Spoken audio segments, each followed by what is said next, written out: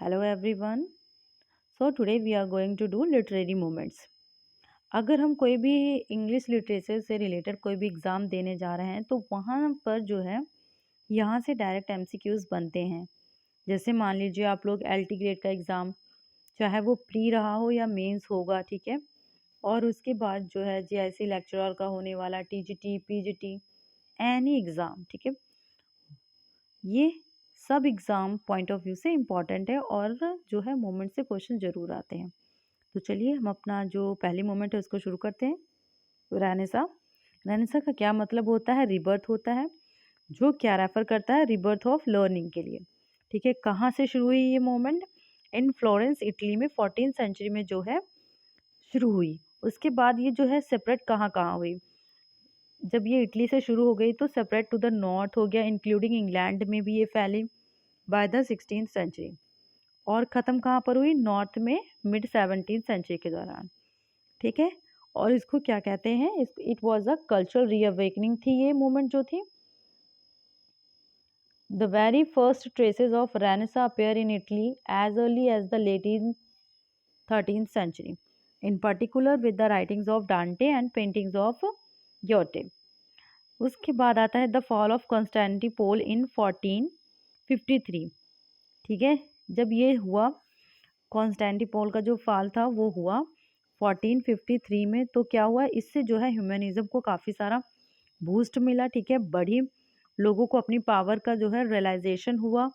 ठीक है कि और उसके बाद जो है उनके अंदर रीअवेकनिंग आई। ठीक है, for many eastern scholars fled to Italy. बहुत सारे जो ईस्टर्न स्कॉलर्स थे वो कहाँ चले गए? वो इटली चले गए।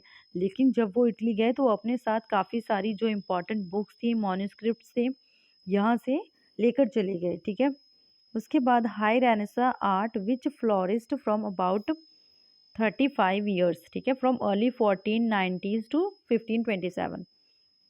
तो ये पीरियड में जो थे तीन टावरिंग जो फिगर्स थे वो Leonardo da Vinci, Michelangelo and Raphael, ये तीनों इम्पॉर्टेंट हुए।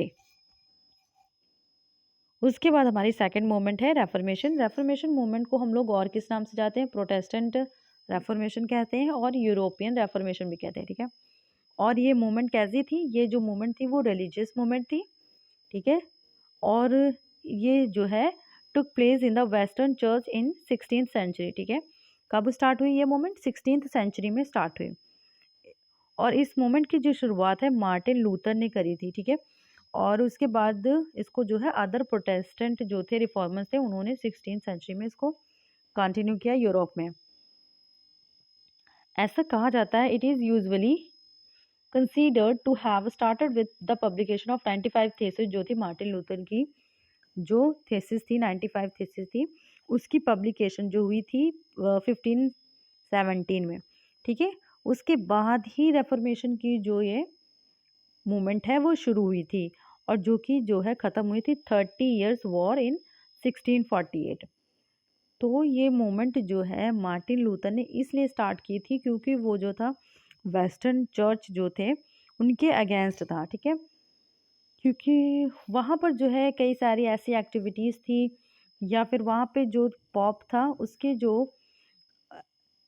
पावर थी उसके अगेंस्ट ये मूवमेंट जो है मार्टिन लूथर ने स्टार्ट की थी। It led to the division of western christianity into different confessions. Martin Luther in his 95 thesis attacked on the authority of pope. ठीक है, कौन से पॉप? अलेक्जेंडर पॉप की बात नहीं हो रही यहाँ पे। जो पॉप था वो the head of the Catholic church and ruler of the PayPal states. जो चर्च थी वहाँ का जो हेड होता है, जैसे है ना, तो उनको जो है पॉप यानी कि पादरी जो थे उनके अगेंस्ट जो था। Luther rejected Catholic churches doctrine of transubstantiation, according to which, उसके मुताबिक क्या था? The bread and wine in holy communion become the actual body and blood of Christ. According to Luther's notion, the body of Christ was physically present in elements because Christ is present everywhere।